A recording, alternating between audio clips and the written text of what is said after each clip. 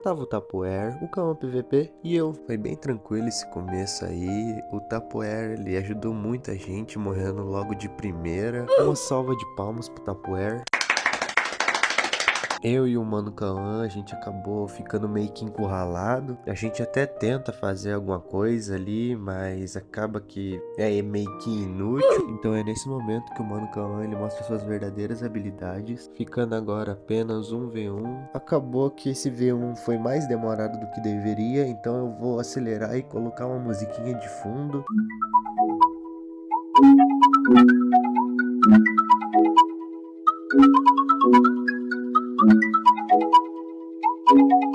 Ganhamos. Esse segundo round ele foi estranhamente rápido. Eu não sei se os nossos oponentes sentiram a aura exalada pelo Cauã, mas foi muito rápido. GG Easy, tropa. Meet me at the hotel room.